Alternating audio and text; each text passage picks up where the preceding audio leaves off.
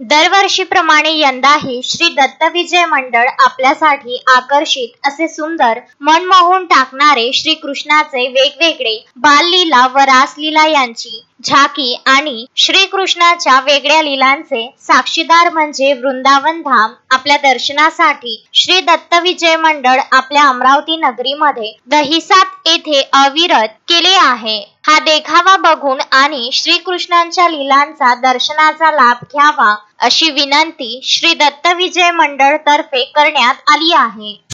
आपका शुभ नाम? नमस्कार, मी सैनिक दिलीपचा फुलबगार।